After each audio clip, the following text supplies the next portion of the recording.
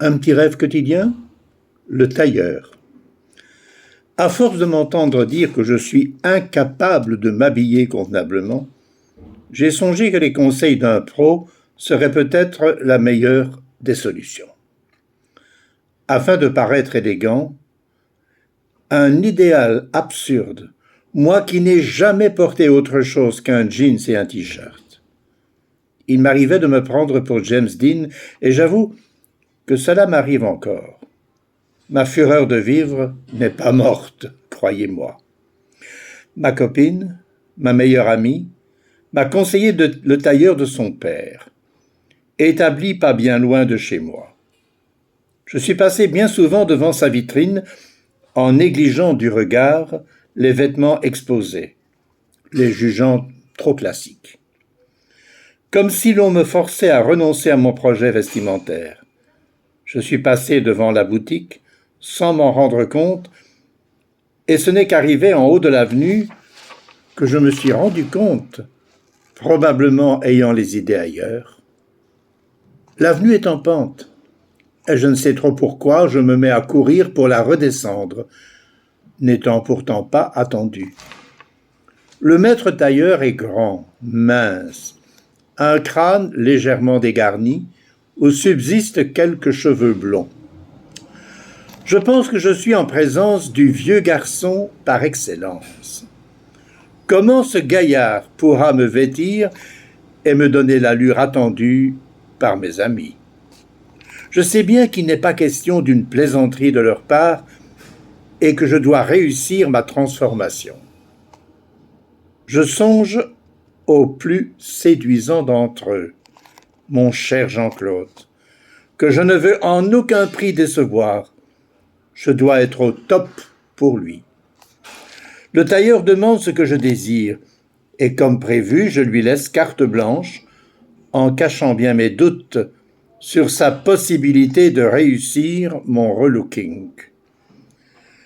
La prise des mesures me met en mémoire un film de Fernandel, Le couturier de ces dames.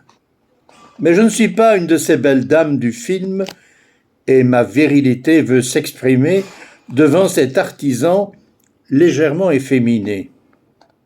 Le moment où il mesure mon entrejambe est un instant épique, vu que mon jeans révèle une partie de mon anatomie.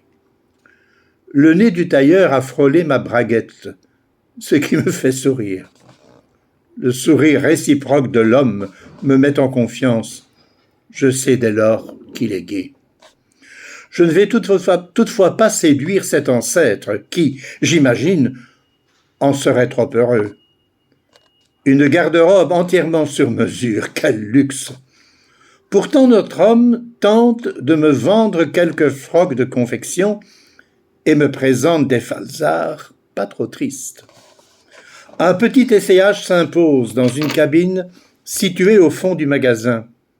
Je sais dès cet instant qu'une autre aventure commence, et avec un rien d'imagination, je pourrais songer me trouver dans la cave d'un de mes bars préférés. Le rideau de la cabine, bien évidemment, ne suffit pas à occulter l'entrée et le regard oblique du tailleur qui assiste à mon dessapage. Je prends mon temps et joue à la provoque. Un autre rideau me sépare de la cabine voisine. En fait, il ne s'agit pas d'une cabine, mais d'une cuisine, où un homme nu, que je devine être le compagnon du vieux garçon, s'affaire au repassage, entouré de piles de linge blanc. Poussé par je ne sais quelle folie soudaine, j'ouvre le rideau et me présente en slip devant la planche à repasser.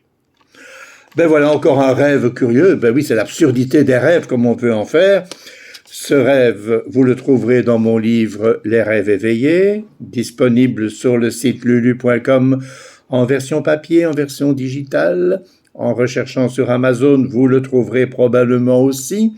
En recherchant mon nom d'auteur, Pierre-Henri Dubois, là, vous retrouverez toutes mes œuvres sur le net. Et je vous rappelle que ce livre est décoré de petites photos anciennes, parce que c'est ça qui est important, de photos très anciennes qui le rendent encore plus agréable. À demain pour un autre rêve.